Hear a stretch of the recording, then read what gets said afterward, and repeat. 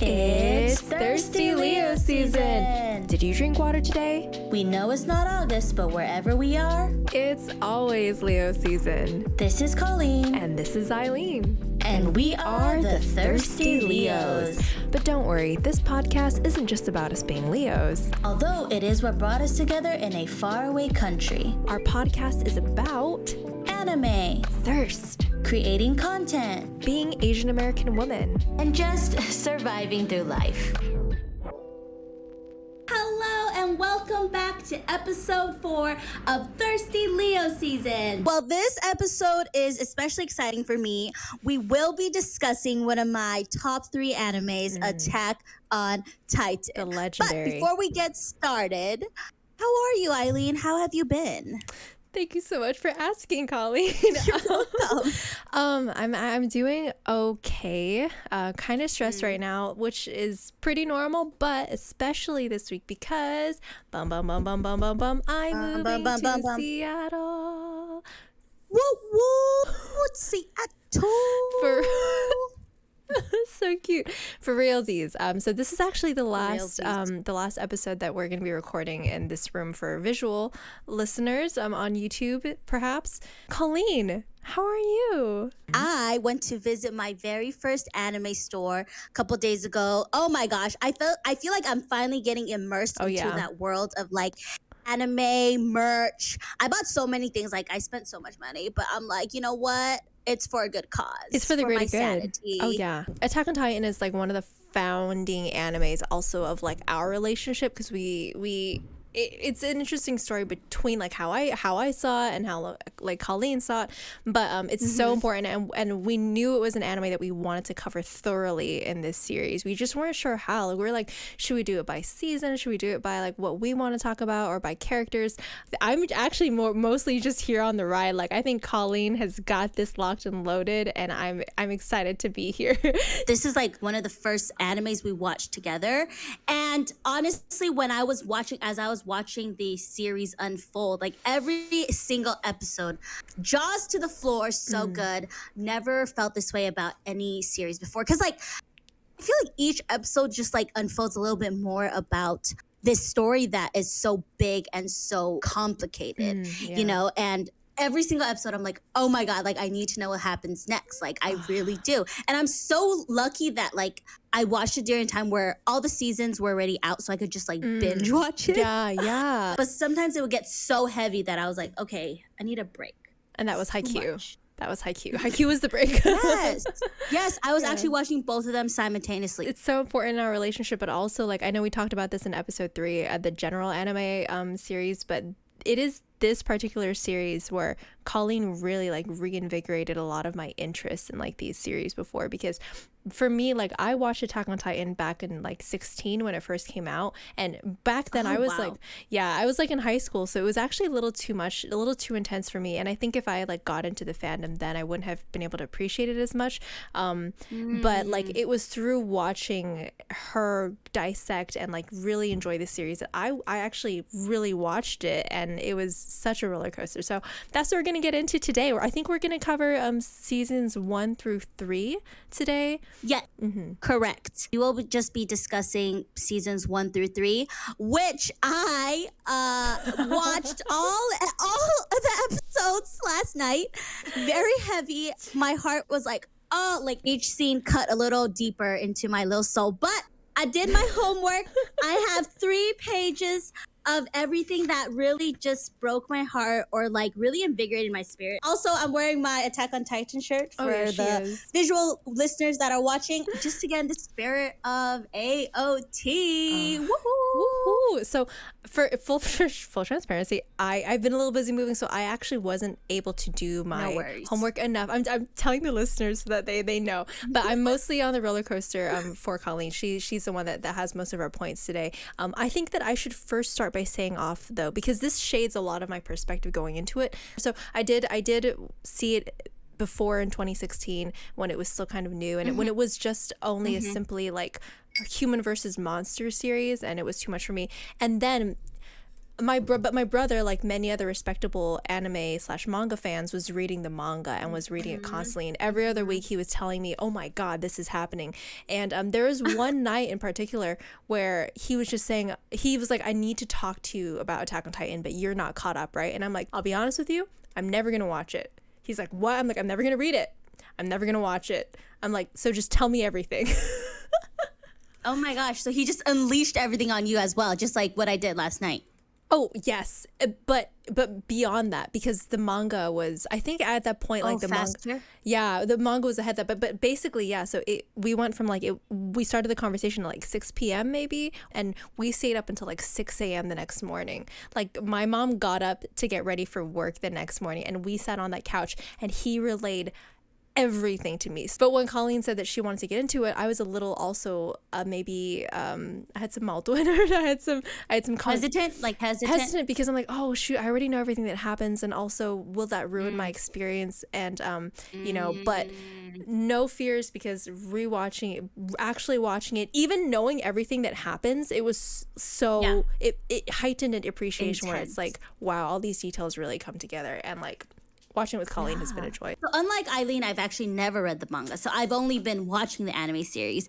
And I personally like visuals more. So like I think watching it unfold was just crazy for me. Let's talk a little bit about season 1. Okay, episode 1, where his mom gets just eaten. Okay, first of all, I don't think I've ever watched something where episode 1 they're just like, yep, she's gone, she's dead. Like dead, gone. Right? And I at first I'm like, oh my God, like doesn't that move the story too fast? Like shouldn't they have like, waited or like whatever? I was wrong. I was naive. I was like, okay, never mind. That's not even the important part, yo. Right. That's like, oh my God, irrelevant. Yeah. Mom gets eaten, irrelevant. I think it's really cool because I got to watch season 1, and then like I kind of got to watch little Eren. Oh my God, so young, so naive, so innocent. And like I think in his heart, like all he wanted was just to kill the Titans, right? I mean, I feel like that's been his whole life mission, right? But little, like he's probably like what, like 4 feet. He's like, I'm gonna kill everyone, and everyone's kind of like, yeah, how are you gonna do that, right? Like, yeah, okay, good luck with that. And then we kind of get to watch his story unfold. Obviously, this is just a recap. I feel like, spoiler warning, by the way, we're just talking about everything, guys. Yeah. So obviously, fast forward, he's done his training, and then it's his first day in battle, right? We see that the armored titan attacks the other wall rose. I'm not really good with the names. I'm not good with the names. I'm just wrong. tracking. Yeah. So basically, the second wall gets breached as well, and then these new recruits are just being sent. It's like, go, you have to fight the Titans. You've been training for this. And then everyone's kind of like scared. They're like scared shitless. I mean, I would be scared shitless too, right? Like that's intense. The scene that really stuck out to me was when like Armin was just frozen, and then like Eren saved his life. I think Armin was already in the Titan's mouth, and then Eren goes in the mouth, and he kind of throws Armin outside of the mouth, and then you see his arm get chomped and eaten by the Titan. Nice. Oh. I mean, when I'm so sorry. I mean, like seeing that, I remember when I saw that for the first time, I was like, I like this. Like they really, like, yeah, mom dead, limbs torn. I'm like, oh, I love their commitment to death. I'm like, I just, and it's real. I was like, oh, but then that was only the tip of the iceberg. Yeah. Right. Yeah. Honestly, in that moment, I thought Eren was dead. I was like, well, they killed mom in episode 1. They're just going to kill the main character for sure. Like, he's definitely not coming back to life. And I was like, okay, bye, Eren. I was like, still trying to process that. And then all of a sudden, you see this other Titan come through, and he's like killing all the other Titans, right? And I'm like, who that? Never in my mind did it cross that it was going to be Eren. Like, did it cross for you, Eileen? No. I remember I was like, oh shit, so this is a real anime. I was like, okay. But yeah, wow. I think that really sets the tone of who Eren is as a character. He's very sacrificial. Like although he was scared, like he was willing to sacrifice his own life for his friend, I was like, even though there was a slight chance that he was alive, I'm like, bro, he already had his leg and his arm chomped off. Like, what is he gonna do? Like, he's gonna be in a wheelchair, like telling people what to do to kill Titans. You know what was also nice was that like that whole battle where all these characters that you kind of get to know through training camp or whatever, all dead. Like, they don't matter. You obviously are, you dwindle it down to Sasha, Connie, and a few others. And then, you know, you see Annie and Bertolt and Rainer, and they're talking, should we do this now, whatever. And like, me watching it, knowing what happens and stuff, I was like, oh shit, like all the subtext of their dialogue. I'm sure that when you rewatch it too, you're like, oh my God. But it also was nice because in that whole battle, like Mikasa, even like when Eren seemed like he was dead, she also had a moment where, you know, she was frozen, and it's like she didn't know what to do, and she was paralyzed and sad. But then she also had a little moment where she was like, no, I'm gonna keep on going, I'm gonna keep on surviving. So that was nice. She had a little moment like where she grew. And Armin also had a moment where he's like, why am I so scared? I need to be more ballsy. So there was a moment for everyone there. And then boom, Eren's a Titan. So that was the moment. So that was crazy. And then obviously we skip forward to the courtroom scene where Levi beats the shit out of Eren. Did anyone else get a little, you know, get those feelings get in your body when you saw Levi? I'm like, I'll be Eren. Punch me. Pick me. Okay, so yeah, obviously to this day, that's the most like, that's the clip I watch of Levi probably the most. I think it's also the most popular one too, because it's just so like, it's good. It's good. Also, that was when I knew like Levi was gonna be the man of my dreams. Like I just knew. The abuse, like the physical. No. Me next. I'm just kidding. Oh my gosh. And then we move on to, obviously, they finally accept Eren as a Titan. Their first failed mission was to go to Eren's hometown, right? To claim it back. The basement. Yes, that was their first mission. But obviously, they were intercepted by the female Titan. That's when the female Titan debuts herself. Oh my gosh, the female Titan, I was very confused with her. Did you have any clues with who she was? When I first watched it in high school, I did watch like all of season 1, I think, or like most of season 1. So I did have a fresh watch, but then I gave up because I'm like, this is too intense. So on my first watch, I was like, there's a female Titan. I'm like, well, they'll just do anything. Like, they'll put tits on anything these days, won't they? And I was like, that. But on my second watch, of course, like knowing about Annie and the Marleyan warriors, I was like, oh shit, like all the little things where she holds him up to the ear, and then it looks like fucking Reiner is like sacrificing himself. I'm like, you shady bitches. Annie caught Reiner in his hand. He actually like drew something with his sword to tell Annie where Eren was. Yeah. And I was like, what? Like, that's crazy. And Armin out there being like, I think I know where Eren is. Like telling Reiner everything, right? Yeah. Poor Armin. I feel like he must feel so betrayed. But Armin also like on the second watch around, because before I was just, okay, this is just like the smart kind of feeble dork. But then second watch, I was like, yo, he's so smart. Like, he's so smart. Every step of the way, smart. He's so smart, dude. Wow. And then, yeah, basically that part where Levi is telling Eren, like, don't transform. You need to trust me, and you need to trust your comrades. That scene was so heart-wrenching because obviously we know later on Eren put his trust in his comrades, but they end up sacrificing his life for him. Petra, oh my God, I actually really like Petra. I feel like she actually saw Eren like as a human. Like all these other people were kind of looking at him like an experiment or whatever, but Petra was like really like genuine, and she really actually cared about Eren. So I was like, oh, like her dying for Eren, I was like, damn, like that's the whole squad, crazy. Levi's entire squad died.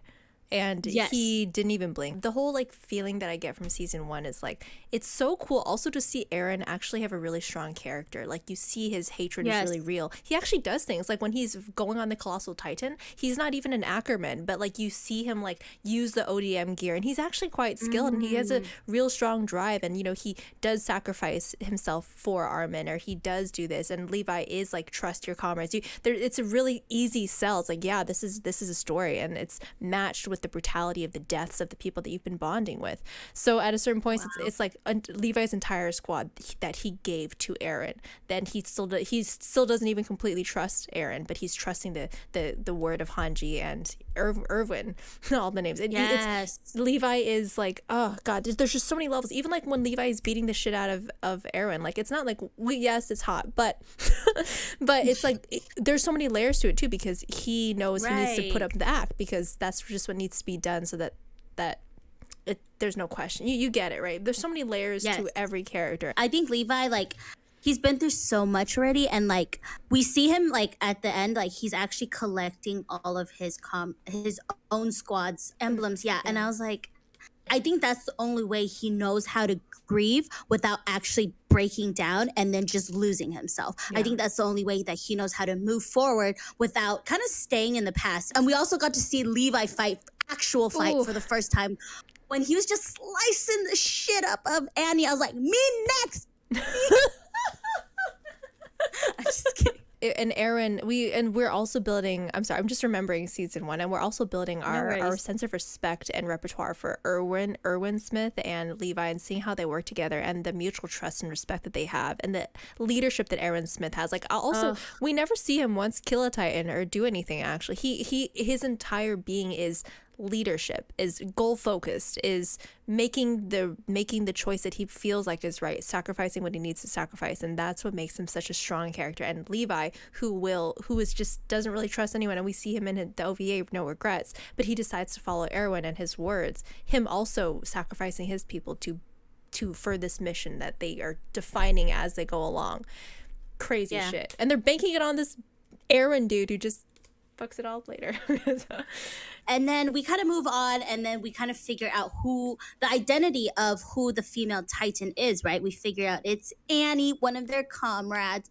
And like in this whole time, like we're still in the dark. Like, okay, like why? Like how come she can do something yet she has never said it out loud, right? And why is she like sabotaging their mission? And why is she trying to eat Aaron? Yeah, girl. Why? Like, what? Oh, why? Why? Why? And you sort of see them in that, there's that one scene, right, where them three are on the staircase below, and then they're looking up at Annie, and then she's kind of like, "You're stupid." She's like, "You're all gonna die," right? At first she was keeping up the act, but then she's like, fuck it. Like, she's like, "You're all gonna die," blah, blah, blah. She transforms to a Titan. Obviously, the debris falls, and then, like, Aaron can't transform. He's like biting his hand to the point where it's like I remember that bleeding. Yeah, and then it was like crazy. And I wrote this down. This is what Armin said to Aaron while he was like stuck down there and he couldn't transform. He says, "Someone who can't sacrifice anything can never change anything." And I just don't know why, but like something about that line hit me so hard. I was like, wow. Like, wow. I love that Armin and Mikasa are just always there to bring Aaron, like the best of him out. The best. We'll say the best of him out. Now that you mentioned that line too, those who can't sacrifice anything can't save anything. Also, that line actually also comes back later on, and he repeats that theme to himself later on when he's confronting Rainer and Bertolt. But that's like, so that's a theme for Armin. He's always very aware of the stakes and what needs to be sacrificed. Mikasa is really attached to Erwin and is defining her mission, and then Aaron is doing things.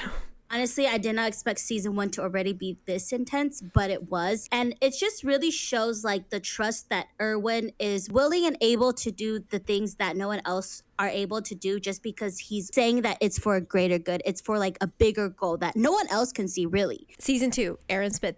I was also rewatching that scene where it's like Aaron also doesn't know what's going on either. He's trying to grasp at straws as what this thing is, but it's just that Aaron is like the one, Aaron Yeager is like the one thing that's happened since, which inches them closer to finding the truth. And of course, he's a human man, hot man, who also has his intentions too. He wants to fulfill the right. his dad's dream as well, and that's also become his. But like the poignant scene that's in my mind is when, remember when Annie is storming the Capitol and there's just a ruckus, a monk or whatever, and that guy like is holding the gun, is like, "Yo, I'll shoot you right now, bro." Verbatim, he says, "I'll shoot you right now, bro." And he's like, and nobody would be mad if I did. And then Aaron is like, "Okay, bet." He's like, "Okay, well, in that case," I remember that. He's like, "Okay, well, this person's in charge of cavalry. This is the mission. Don't let this happen." And then he's like, "Oh, wait." And he's like, Aaron's like, "Make sure you do this, and then make sure you do this. And then Hanji's in charge of this." He was fully prepared, like no shit, to die. And that guy saying, no, wait.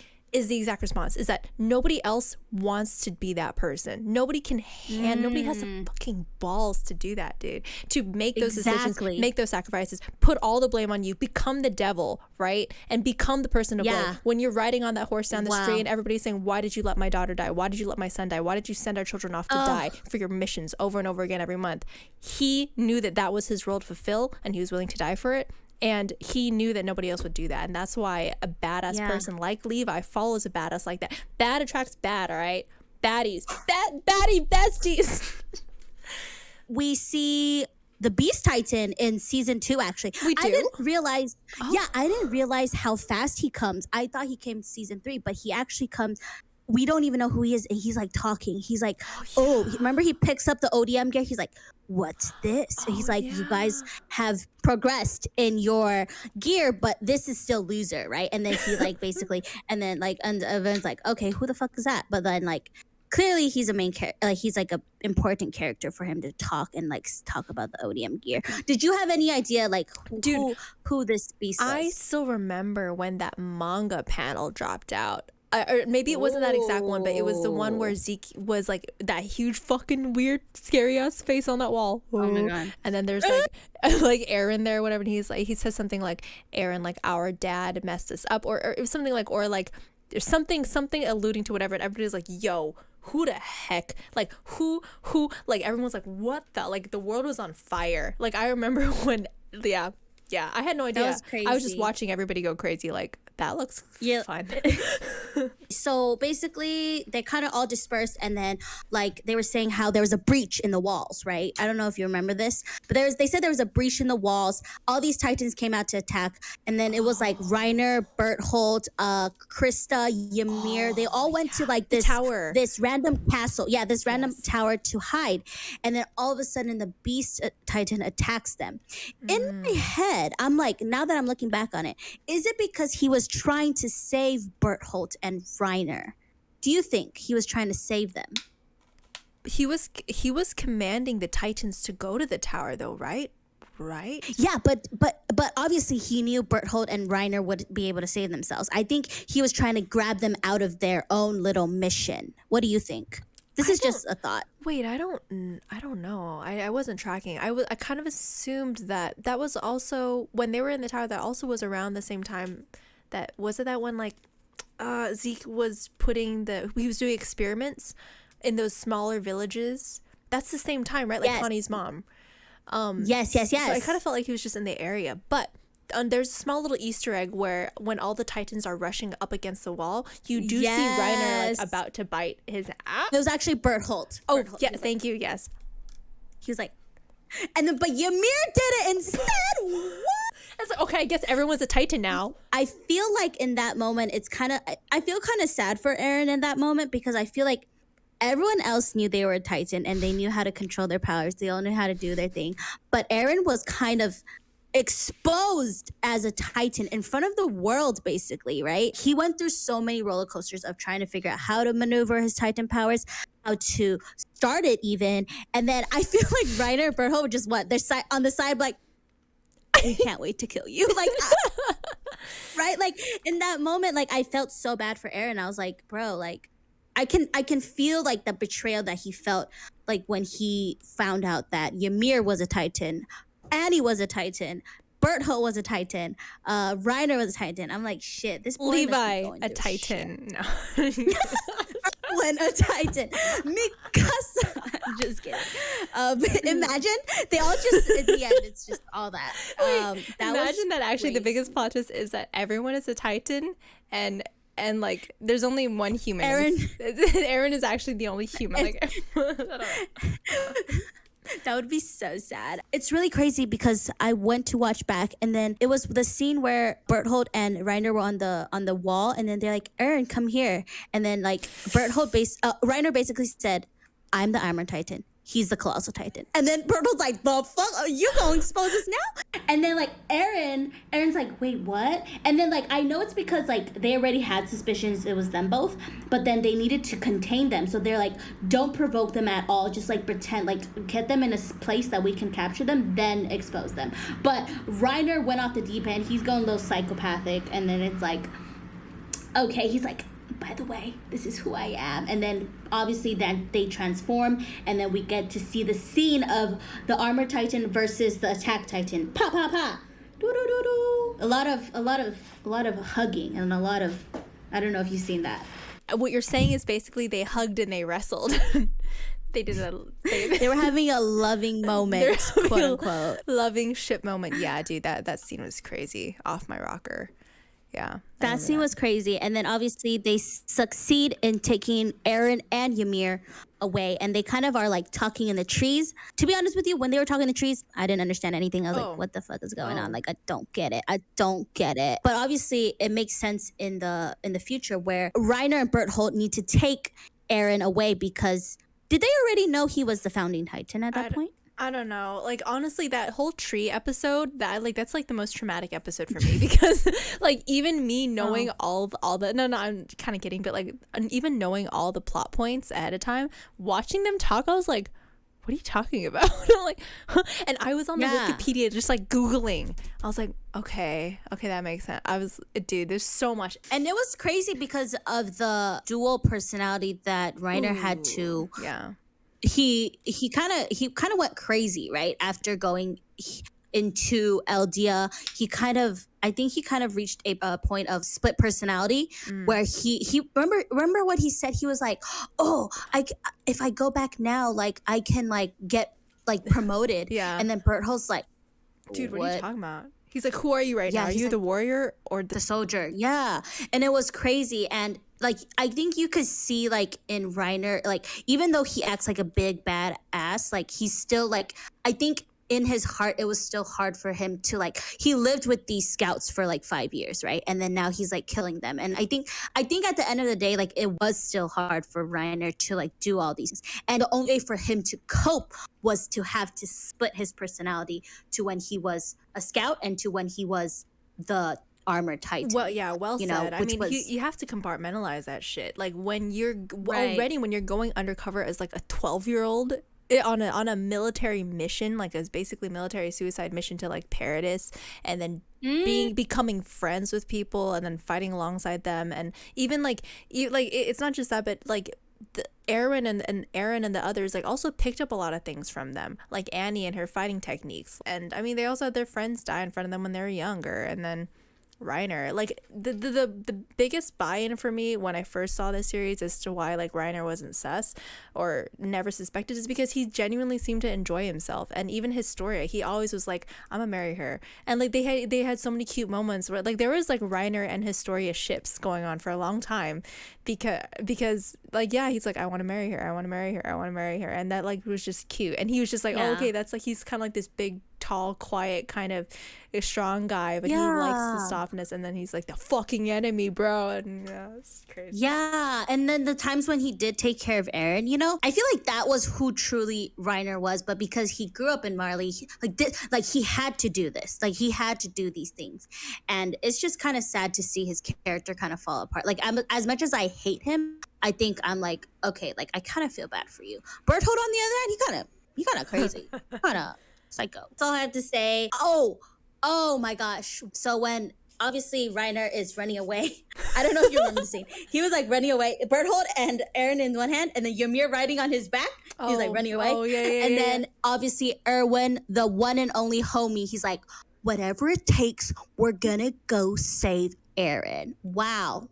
I don't know if he truly loves Eren or like Eileen said, it's just because that's his only hope at this point. But he was like, I don't care who dies, we're gonna save him. Obviously Mikasa's like, yeah, I love you, Eren. Fucking Mikasa. By the way, Mikasa kind of pissed me off sometimes. She's like, Eren. Oh my god, sorry, that was just a little side note. But in that scene, in that fight, I just saw this last night. I saw this one this morning. Yeah. Eren's like, let's go, and then arm gone, dude. And then everyone's like, the commander, and he's like, fight! And like you see his arm shredding Cabbage Crunch away, and he is saying charge, and you see his sexy feet go up in the corner, and he's like, ah! And then who actually comes back and saves Erwin?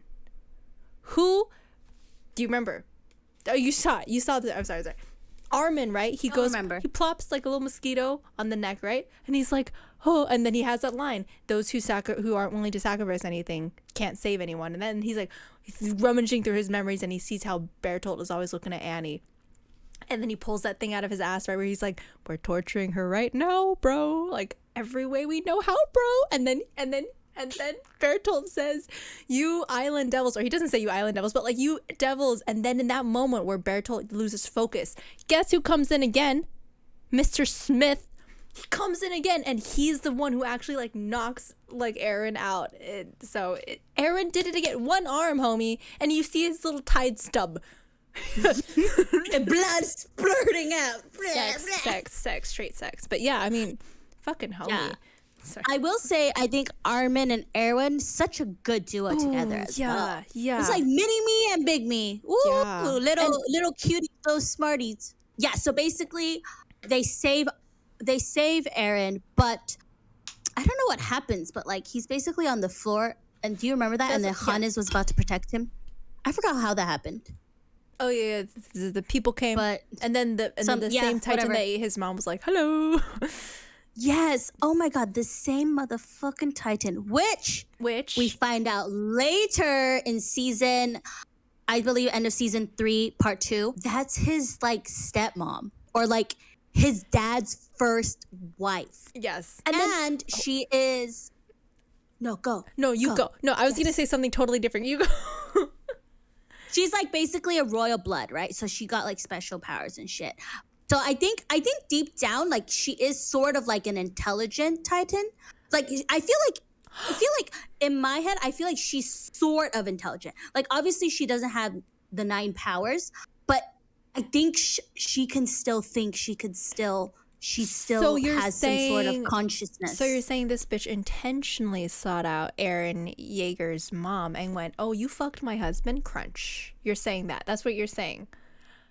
Yeah. Yeah. I think so. Because I read a theory. You know how right before she died, she told her husband, wherever you are, she like looked him when they were about to get turned into Titans, aliens. She said, wherever you are, I'm going to find you. Yeah. You know how Aaron ate his own father? Ooh, so much. I think she follows Aaron's scent around. Yeah.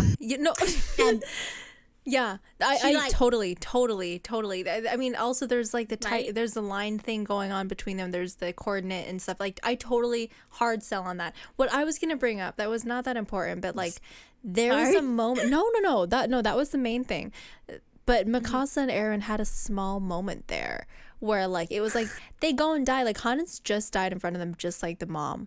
Crunch, right? And then Mikasa is like smiles actually, and then Aaron kind of smiles, and then like there's like a little almost lean in, but then like something Aaron says something stupid, and then punch, and then zap. Yeah, this is what happened. I actually rewatched it last night. So like they were about to kiss, like they were like so they were gonna kiss, kissing, right? They were kiss, and I read this somewhere else, like on Instagram. It was like the writer was actually gonna write in a kiss scene, but he's so cute, he got shy. Like, bitch, you're the writer. Why do you get shy? You could write it in. You're the writer. You could do whatever the fuck you want. You're writing all this shit. And he said, I got shy. I didn't want to write he said there was supposed to be a kiss scene. Really? He said there was supposed to be a kiss scene. That would change things dramatically. Got shy. Bitch, why you get shy? You killed Aaron Smith. You can handle a kiss, bro. Exactly. And it's so funny because I was rewatching it. They were so close to kissing. And then all of a sudden, Aaron, I think he hears something from the behind or something. I don't know. And then he stops and he's like, and he stands up. And then because it's like mid kiss, she's like, ah. And then obviously Aaron stands up, fights Titan, touches the mom. And yeah. Fights. Yeah. He touches the mom, and then he's able to activate his founding Titan powers to call all the Titans to attack. For me, like that whole, I'm sorry, not to go back on the whole kiss thing, but like that would drastically change. I mean, also looking at like the whole scape of Attack on Titan, like that doesn't even really there's no other moment where something like that could happen. So the fact that we don't ever have a kiss, we don't ever have any real romance, aside from like the near canonical relationship between Ymir and Historia, and or you know, like canonical pregnancies or canonical whatever. There's no actual like ship romance kind of thing going on. So it would have been really game changing if that was in there. And also I wonder how that would have fit into the rest of the story, because for me, I always was like, I didn't know if they were actually going to kiss, or if it was like Mikasa herself was just leaning in, or if Eren was leaning in. I think they both thought they were gonna die. So I think Mikasa was like, at least if I die, at least I kiss my baby. But it didn't happen because Eren saved their asses. And she's probably like, damn it. Why didn't we die? Why didn't we die? But yeah, side story, Ymir and Krista's love story. I was always a little confused. Like, were they in love with each other? Like, I know Ymir was in love with Krista, right? Yeah, like she was like, after like the letter, she was like, I wanted to marry you. I was like, oh shit, like she actually loved her. How about Krista? Like, did Krista just see her as a friend? Was like a friend zone situation? Like, what was that? I think that Historia, Krista was, I think she felt very strongly about Ymir. I don't know if it was as romantic. Like I know that it was strong. I know that it was real, but I don't know if it was romance like what Ymir felt towards Historia. Which, I mean, when I look at Ymir, that gay. I don't know how to say it. Lesbian. I'm just like, you look at that and you're like, yeah, that makes so much sense. Like, I can't believe it made sense. It made so much sense. I was like, okay. But when you look at Historia, I'm like, okay, well, and then even like when she gets pregnant later, I could see that. But like, I wish that we saw a little bit more of like more definitively. But it's like pretty much canon. Like, imagine if they were together, cutest couple. Yeah. Yeah, that was honestly super intense. I think the season two ends there. I think actually. Ooh. And basically Eren's like, yo, I'm able to do that. I don't think he even processes it, that he's able to control the Titans. But I remember Reiner said to Berthold, he's like, how come of all the people, the shittiest of them all got the coordinate Titan? And he was pissed. I could see it in his eyes. Yeah. And basically Berthold, Reiner, and Ymir flee. They're like, okay, we'll come attack another day. But for now, we'll let you guys go. And in season 2, like a pivotal moment is when Hanji like comes into the room. Eren's on the bed. He's been looking a little rough. I'm like, ooh, but Levi be looking like a sexy motherfucker in his suit. I'm like, oh yes, right. And then Hanji comes in and she's like, it's come to my like conclusion, and after all these experiments, that yes, all these Titans are humans.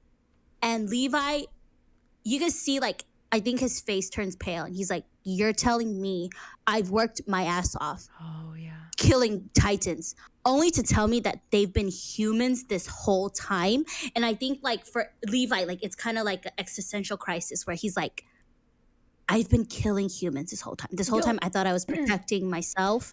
I thought I was protecting my people, only to tell me that they're humans. When Erwin Smith is on the bed, that whole thing also was an existential crisis, like for everybody. And I remember when Levi, because that also came when Connie went back to his hometown, and then we have that really creepy Okaidi, you know, like scene. Holy hell, like that, you know.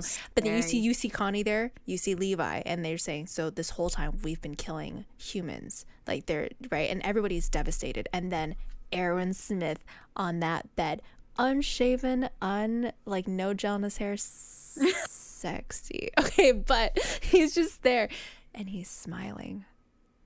Do you remember that? I didn't know that. I didn't see that. His face, it's like the only time he smiles. He goes like, and then Levi, scary, sexy, right? He's like, oi, why are you smiling? And he's like, I feel like we're one step closer to the truth. Sexy. Other than Levi says oi, like when you said that, I was like, I can see it. It's replaying in my head. I said oi, did you feel something? Give me a moment to breathe. Give me a moment to breathe. That was so good. So that kind of wraps up season 2. We took a break. Eileen, how do you feel? I'm like sweaty and I'm like so excited. I don't know why. I'm like, every time I talk about this, I look at the smile on my face. It is not supposed to be a smile. This is supposed to be crying, but it is. It's a smile. I feel a little sad that I couldn't stay longer. That moment where I was thinking about Aaron Smith in that moment. I'm a little sad. We have to move on, but we did take a break. Eileen. Yes. Where are we starting for season 3? Season 3, part 1. I can't. To be honest with you, season 3, part 1 was kind of like the build up. Yeah, there was a lot of politics. Basically, Kenny and Levi fight it out. We see Kenny for the first time. The person that took care of Levi, kind of took him in for his childhood, right? We later find out that Kenny is actually Levi's uncle. It's kind of sad that Levi doesn't even know. Yeah, sorry. Yeah, until he's dying. Kenny's dying. He's like, by the way, I'm your uncle. And Levi's like, I've already lost so many people. What's another uncle? Basically, Irwin gets locked up. Do you remember that? That was crazy. And then they do their little coup d'etat. They kind of take over. They overturn the government. Yeah, that was all that good stuff. Like, so up until this point, it's been like a lot of action, like sexy action, sexy plot. But this, like, I think season 3 beginning really honed in on the intellectual, political strategy, internal conflict, sexy. Right. and right, that moment where I remember where Irwin is like on his knees and like in the shirt and all. Right? Was he on his knees, or am I just making this up? No, he was on his knees with the fake king. The fake king. Do you remember him? Yes. He was like a hippie. I was like, wait, that was so funny. I know that it was super serious. It was super. He sits like this drinking his wine. I'm like, okay. Like, wait, but no, wasn't it? Okay, I know it was super serious for like a lot of these episodes, but a bit like where somebody does something and then the king actually like kind of wakes up and he says like in this really voice, he's like, "Kurika," like is it like or something like, "Is it time to eat?" But basically, Aaron and Historia get kidnapped because we actually find out Historia's real identity. She's actually the real king's illegitimate daughter. Yes. And they get kidnapped, and Historia's dad is telling Historia, you need to eat Aaron so that the bloodline can come back. Because we actually figure out in this it's in this season that Aaron's dad ate up the founding Titan, entire family line, except for the dad. Yeah, he wasn't there. I think they were all like in that underground. Oh, he was like upstairs or something? I think he just wasn't at the scene. I'm not sure. Ugh. He planned for it to happen. I'm just kidding. And then we kind of get the flashbacks of Aaron remembering, oh my God, I ate my own father. What? That scene was crazy. We're kind of making connectors even to episode 1. Episode 1 where he wakes up in the middle of the field, where he wakes up and he has all these flashbacks or whatever, and then there's a key around his neck or there's something and he has all these like, I feel crazy. So it was like the night before that he ate his dad. Yeah, and this whole time I was like, where the fuck is the dad? Because when in episode 1 when the whole Titans attack, like he wasn't there, I was like, oh, he's probably alive. It was in that moment where obviously the scouts are trying to rescue Aaron and Historia. The dad's like trying to push his own agenda on Historia. I remember she flicks away the syringe, it drops on the floor. And then he licks it. Oh, dude, I blocked this whole part out of my mind because it was so like, I remember that. It was so crazy. It was so intense. He becomes like this, he's just sprawling. Like, I don't know if you remember this. He's like sprawling. The face. But I think in that moment you see Aaron and he's like given up on life. He's like, Historia, eat me. I don't deserve to live. This life is not for me. Like, I hate it here. He's like, kill me now, right? There's like this scene where Historia goes up to him. I don't really remember what she says because I actually didn't watch it. It was, by the way, my Attack on Titan was in Chinese subs. So, but she like says something to him to like encourage him and to be like, you're the only one that can save us now.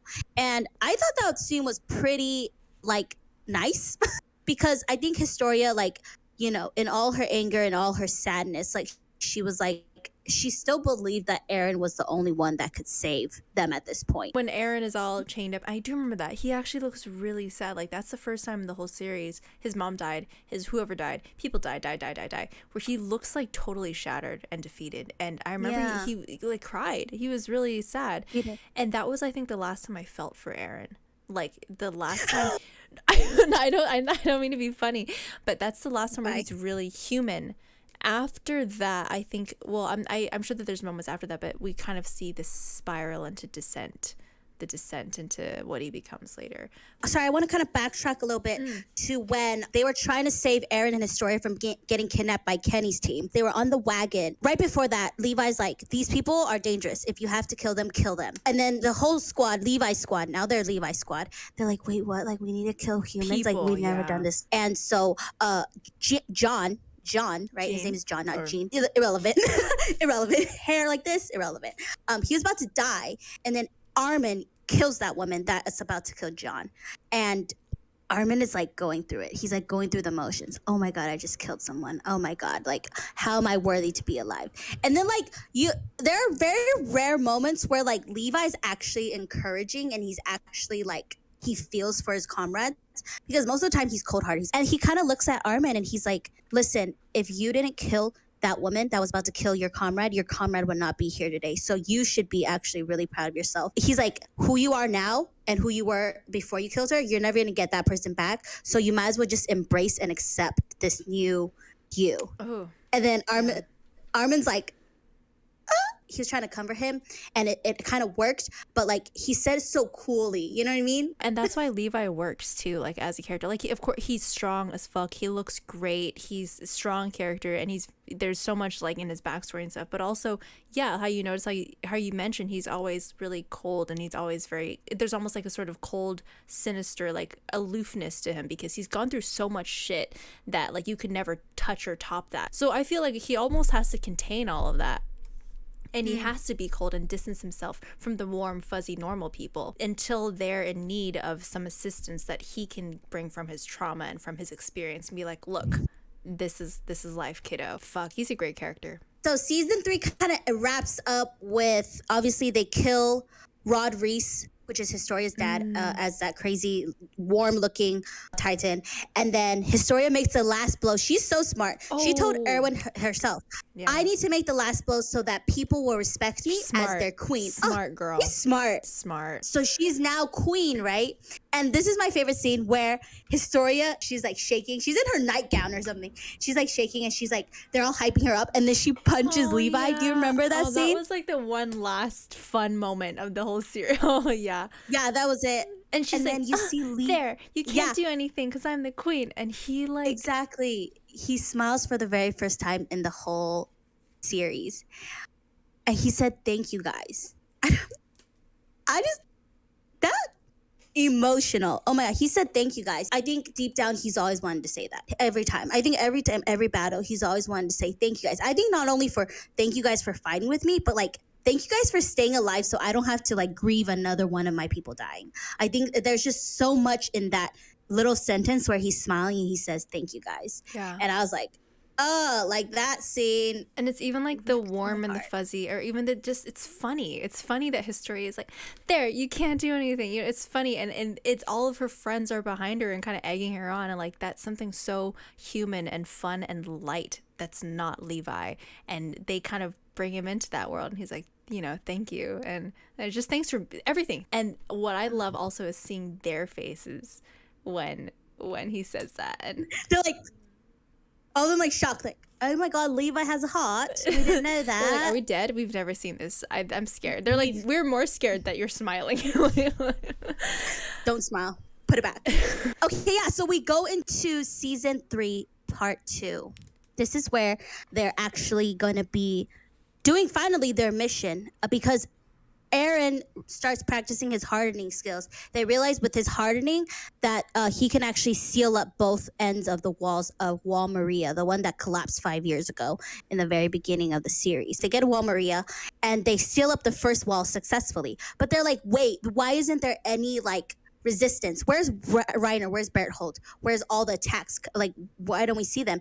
And then this is the part where you're talking about how Irwin trusts Armin a lot, which is crazy. I think it's so beautiful because I think he sees a lot of himself in Armin. Armin's like, wait, I think they're here. He halts the whole operation. He's like, okay, Armin has an idea to find where these people are hiding. Let's wait for him. They find out that Reiner's in the walls. He stabs one of their comrades. And then, I don't know if you remember the scene, Levi is coming from the top wall down, shoots down, and he cuts Reiner's neck, but something about his neck being too fat and thick, okay? He couldn't get the knife all the way through, and that's when Reiner got to transform right away. You also get to see the Scouts' new technology, the new little lightning spears. Obviously, Reiner is dying because he can't. He's so funny. He's like, what are they going to do with their blades? They can't do nothing on me. And then they shoot those things at him. He's like, what's happening? It's so, I love the scenes where they're inside and you can always see his head.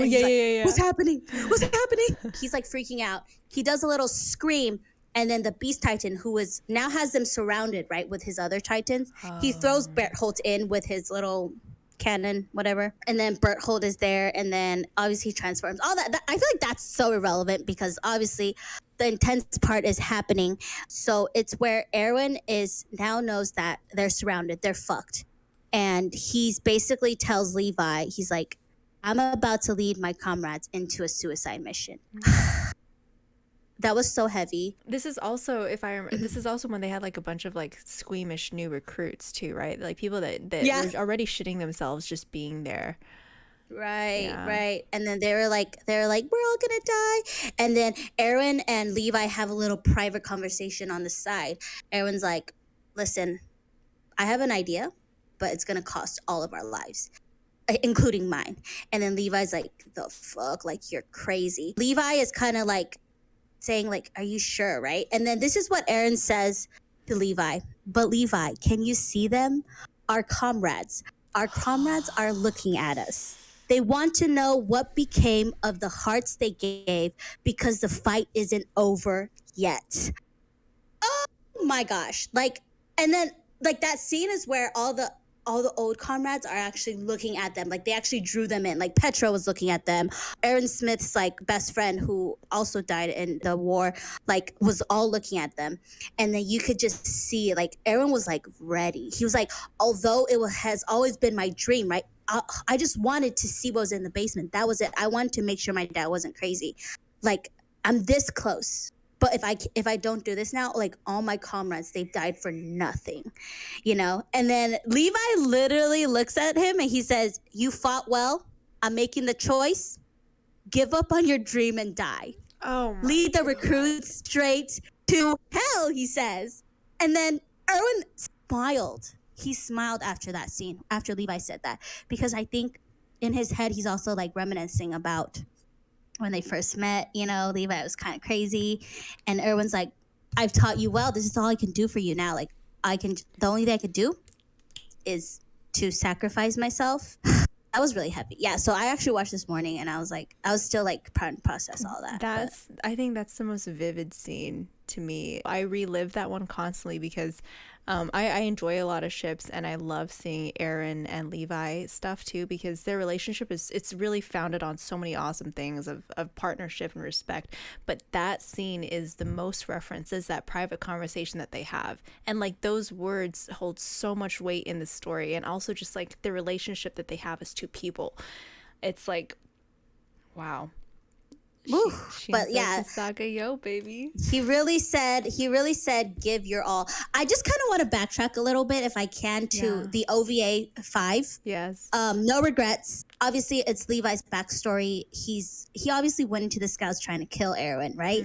When he finds out that his first comrades, like his homies that he's had since the Underground World days, since his badass Robin Hood days, right? Were dead. Like he was pissed off and he was about to kill Irwin. And Irwin says this: memories of regret will only dull your future decisions. Yes. And then you'll begin to let others make your choices for you. Yes. And then he literally looks at Levi and he's like, he looks at Levi, then he looks over at his other bestie that just died. And as heartless as you can say he is in that moment, I think that he just saw something so much bigger and something so much greater, that this to him was not even a setback. This wasn't even regret. He said, these people died for a good cause, and because they died for me and for this cause, I will continue to power forward. I will continue to live my life without regrets, so I can make the best and wisest decisions when the time is needed. And I think that was so beautiful, because then you cut to the scene where Levi's pissed, right? He's always like, fuck you, I hate you so much. And then it cuts to the scene where he's about to go on another mission with Irwin. And he says, this guy sees something that I can't. Yeah. I will never regret this decision for as long as I live. Yeah. Like, he's like, I'm going to follow you, Aaron Smith. Yeah. Whatever it is, I got you. And there's that line in the middle, too, where he says, I'm like in another month or something, like we're going to go on another mission, and Levi, I expect you to be there with me. like as Yeah. right before he passes by his dead comrades. That's what's saying. So like Levi decided to like fuck everyone. Sorry, not fuck everyone else, but it's like, okay, this person knows something that I don't. I'm gonna follow him. But Irwin Smith didn't even know everything. He just had this small shred of hope, this small curiosity, this small dream, this small will and want to push humanity further. Not just make it out day by day living in the walls, but to find something out, to sacrifice as many people as that took and take responsibility for their deaths and create something out of that. And So beautiful. so if there was a beautiful allegory for this, I mean, like there's so many, right? There's an underworld, there's the hell part too. Like the world that they live in is already hell, and yet Irwin Smith is also like the devil leading them to hell, and it's like Levi is like a pseudo Grim Reaper almost. So now Aaron is leading his comrades into their suicide mission, and he's entrusting Levi to kill off all the Titans and the Beast Titan. And then Levi's like, what? You want me to kill all the Titans with ODM gear? He's like so funny. He's like, shut your shitty mouth, like to Irwin. I feel so bad also because I didn't actually rewatch this scene recently. Like this whole from more when they're on the crate to Aaron's last charge into battle, because it's so heavy. So like I feel like I've just been avoiding it. But there's also so much that he has to do. He has to convince all those new fresh meats that have never done anything outside of the castle walls to go die right now, and they won't follow him unless he sacrifices himself too. And there's just such a huge thing. But I remember that I think as an audience member, did I even know that Levi was gonna kill the Titans? No, he actually He says did? it. So the thing is, he kind of sugar-coated it to the new recruits. But obviously he still had to lead them. What he said to the new recruits is, we're going to charge towards them as a distraction so that Levi can kill the Titans and the Beast Titan. And he's kind of saying it like, you may or may not die, because, you know, Levi's skills, he still has to get there. He still has to get to the Beast Titan. But during that time, while we're distracting him, a lot of you guys will die. But basically, all of them will die. And there's actually this beautiful thing that he says, because one of the guys was like, well, if we're going to die, like, I don't have to obey you, right? And then Irwin's like, you're right. You don't have to obey me. And he says, it's all meaningless, no matter what dreams or hopes you had. It's all the same. Everyone will die someday. Does that mean life is meaningless? Would you say that to your fallen comrades? Their lives, were they meaningless? No. It's us who give meaning to our comrades' lives. The fallen, the anguished. We die trusting the living who follow to find meaning in our lives. That is the sole method in which we can rebel against this cruel world. And then with that scene, like literally right after, he's like, Shisageo, give your heart, and then dead. And it's so intense. I'm sorry if I had to. I'm sorry. No, if I had to, thank you for that. refresh your memory like no, that. thank you. It's so much. I haven't even delved into it, but and the voice acting and the scream that he does too. It's just, it strikes. It's crazy because in that same episode, we think Armin dies. Like, I don't know if you know, they actually put both deaths. Oh, I remember in that. that one episode. I'm like, y'all really trying to fuck us up, aren't you?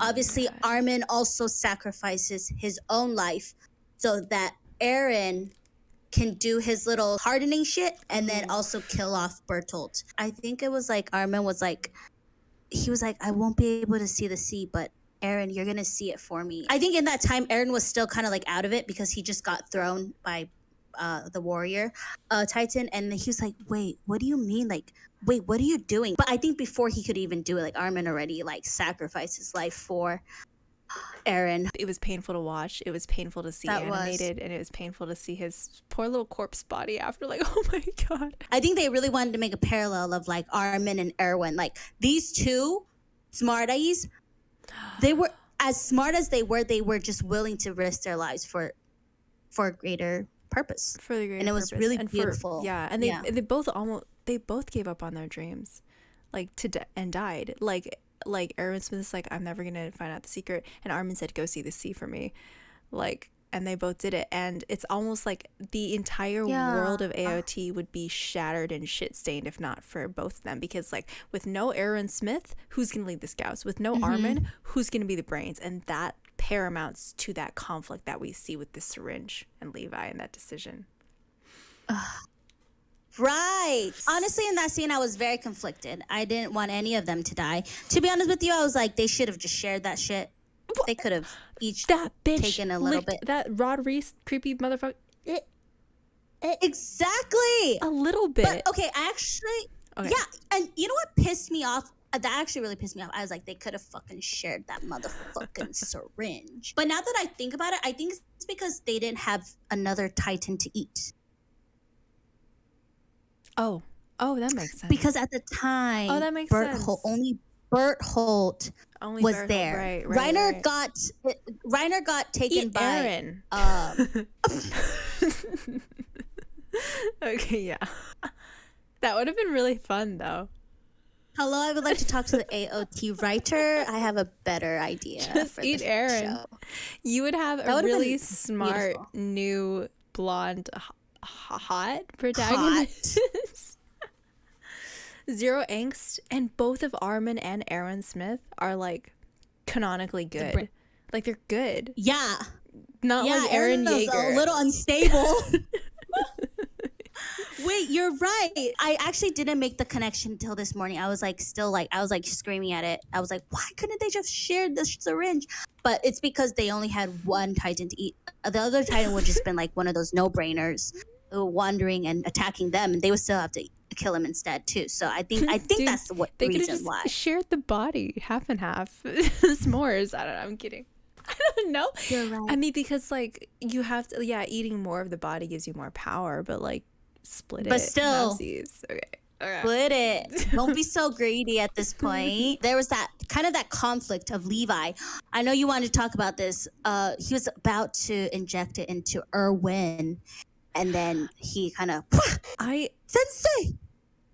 Going back to how I knew like what happened in the story, I did know like what happens in the manga and stuff, but I didn't even know exactly what was supposed to happen at this moment because my brother kind of glossed over major plot points or whatever. So I was also at the edge of my seat and I was like, I don't want Armin to die, but like, is Aaron Smith really gonna, like, who's really gonna lead the scouts? Like, are you kidding me? Like, this man led how many people just to their death off of words and profanity. Like, nobody else can do that, and they know that. Like, what the fuck? But that sensei scene was so, I didn't even know what to think, and it just showed Levi that he needed rest, you know, like even if he lived, his dream would still haunt him, or even if he found the answers or whatever, like he was tired. He'd been that role his entire life, and he just needed to rest. Like, let's let him rest. Yeah. Let's not put him to work Exactly. again. Yeah. Exactly. So Levi said he had no choice but to become a devil. It's us who wished for that. I think it's time to let him rest. I think he would also lose his sense of momentum, you know, because his whole life, all he was fighting for was what his dad was preaching, right? And so I think after that, he's kind of like, well, that's it. Like, I think I'm going to go retire now. And I think Levi knew that too. Like, he knew what he was fighting for would have been cut off there. So Levi making that unbearable choice, it was crazy. Armin waking up, finding out that Levi chose him over Irwin, there was like that sense of guilt, and like everyone's kind of looking at him like, it's all on you now. It's all on you now, Armin. Ooh, yeah. And I love that Levi was like, it's my choice and I don't regret it. Everybody was like, why is Aaron, why are you alive? Why is it you? Going back to the whole Levi and Aaron Smith thing, I interpret it more as like the love and the respect that he had, not that feeling that he had for his superior too, like have him leading for so long and like, let's put you to rest. Yeah. But also like, Levi did say, please, give up on your dream and die for us. But he didn't actually do that, because even in his hallucinating deathbed, he was still attached to his dream, and he never. So to me, Levi interpreted that as he wasn't actually fully committed to dying, which is why you have to die, because you can't fulfill your dreams. Whereas Armin really was like, go see the sea for me, okay? I'm gonna die. And Armin was like totally laid it down, whereas Aaron was like regretting. Aaron Smith showed some regret in his death, which is why Levi decided he had to die, because he can't live with regrets, so he has to die with no regrets too. Wow. I think. Whoa. And this goes back to the whole Grim Reaper analogy that I had earlier, where Levi is like the Grim Reaper. I don't know. I don't think I could have been able to watch this series or finish it without Eileen's wisdom, because the OVA, the one that I was talking about, the regret one, I literally finished. I was like, that was so dumb. Like, why is Levi following Irwin? And Eileen broke it down for me. She's like, Colleen, it's because Levi saw that Irwin saw something greater and that he had to follow this guy. I was like, oh fuck. Like, so everything that Eileen says, like, sometimes I'm like, I don't get it. She breaks it down for me so beautifully. Aw. So I just want to say No, thank you. You kind of give me that starter to be like, oh shit. And then because of what Eileen said, I kind of look back on it now. And each time I read it, I'm like, whoa, like mind blown. I wouldn't have gone to this place if I wasn't talking about it with someone. I feel like I just have all these thoughts in my head. There we go. Ending. That's pretty much season 1 through 3, kind of our own recap, our own thoughts and feelings. Obviously, we'll forever be sad that Irwin Smith died. Like, I still can't get over it, but I feel like it was a really good ending to his story. Just like Eileen said, he had regrets, so then Levi was like, deuces. Yeah. Bye.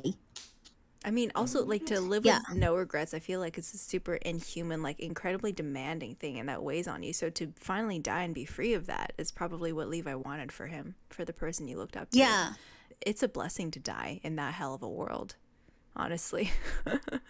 I live out my feelings in the fandom. Like, when I feel so, I just look at the art and I look at the stories that people flesh out of Levi and Aaron and the relationship, either romantic or non-romantic, that they have. And like, because people like us with hearts, with feelings, they go out and then we express that. And so the fandom has cushioned me in this fall of Aaron Smith dying.